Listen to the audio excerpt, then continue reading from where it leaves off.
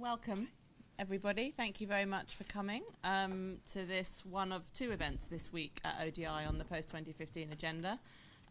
Coincidentally, we considered turning it into a little mini conference on post-2015 and making it all look incredibly coordinated, but in the end we decided to keep it simple. We had a great event yesterday on the role of the private sector and post-2015, and today we are talking about another one of the issues that keeps coming up in this agenda on the role of inequality in any future framework. Couple of things from me first. I think the first thing to say about this is just how great it is that we're still having this conversation. About a year, 18 months ago, when the sort of policy and political conversation on post-2015 got going in earnest, there were people who were very keen to make sure that inequality, which is kind of widely considered to have been somewhat downplayed in the current MDGs, was given a much stronger place in a future framework.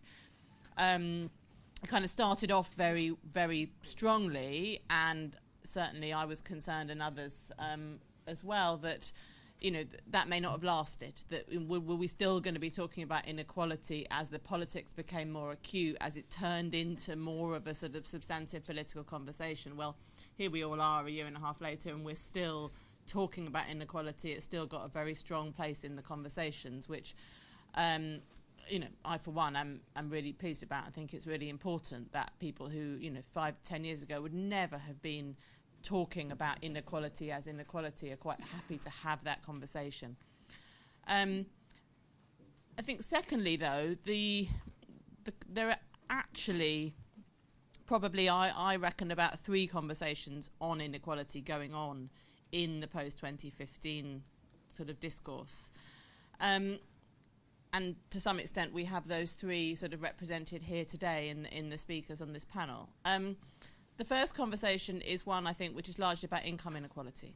And it's about measurement. It's about different ways of measuring income inequality within and between societies, how one wants to, who one is comparing with who in terms of measuring income inequality in order to get the kind of political traction and to represent the important things about income inequality that we want to think through in the context of an agreement. And certainly that's partly the work that Alex here to my left and Andy Sumner have been doing on the Palma Index, is very much in that conversation about income inequality, how one represents it, and what the policy consequences of different ways of measuring it might be. There's a second conversation about inequality, I think, which is more about sort of social, what we call horizontal inequalities, the social, cultural, demographic barriers to poverty reduction for specific groups. I mean, it's well known that some groups, like people with disabilities, like people from ethnic minorities, tend to be hugely overrepresented among the extremely poor. And the question is how a post-2015 agreement can help to bring attention and policy focus to bear on those kind of inequalities which are a barrier to poverty reduction and eventually to poverty eradication. And that's a kind of second linked, but to some extent slightly separate conversation. Then there's the third conversation on inequality, which is a much broader conversation about the consequences of those different kinds of inequalities for whole societies, not just in relation specifically to poverty reduction and poverty eradication, but the consequences of inequality for all of us. And this is the conversation which is linked to the aspiration to make the post-2015 agenda slightly broader than the current MDGs, think harder about whole societies rather than simply focusing on one small section of a small number of countries. I think, as I say, I think these 3, they're not mutually exclusive. They overlap to quite a large degree, but I think it's quite helpful to kind of know which conversation it is you're having if we're thinking about how one might want to include different kinds of inequality in agreement, why one would want to do that, to what end, and therefore what would be the best way of doing it.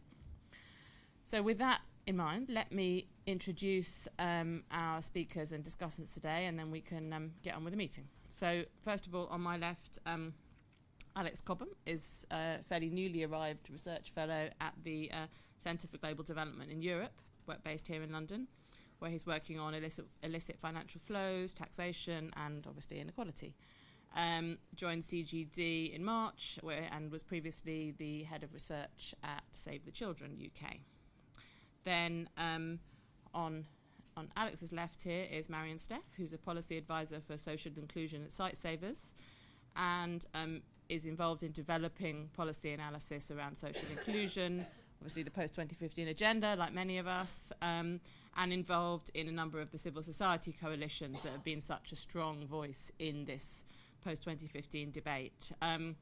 Then on the screen in front of you is Kevin Watkins, who I imagine many of you will know, who's, despite the sign behind him which says Brookings, we're delighted that he will shortly be joining ODI as our new director. So very exciting times for all of us. Kevin is currently at the Centre for Universal Education at Brookings. Previously was the lead author of UNESCO's Education for All Global Monitoring Report, and of course the director of the UN-DP Human Development Report, and previously at Oxfam. I'm sure many of you know Kevin. And then to my right here is Ricardo, who is the current head of research for Oxfam GB, and has actually moved in the opposite direction to Kevin. Previously to joining Oxfam was at the UNDP Human Development Report Office. And he's trying to get away from him. And here we are again.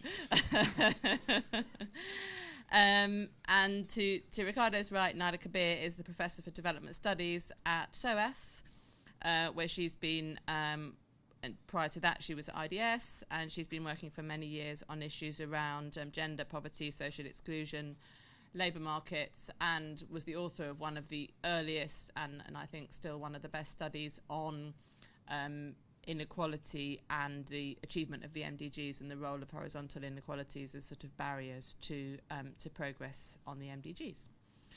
So we have the usual format. We have all of the speakers speaking for between 10 and 15 minutes. Ricardo and Nyla will say a few words just to kick off the conversation as discussants. We are hoping at some point to bring in Richard Morgan from UNICEF in New York, who'll be joining us later very briefly, just to say a few words about the kind of the politics of the conversation on inequality in New York and how that's playing out among the UN agencies and member states there. And then obviously we will be throwing it open to the floor as soon as we can to hear from all of you. So let me then very quickly ask Kevin to kick us off with 10-15 minutes on inequality and post-2015. Thank you.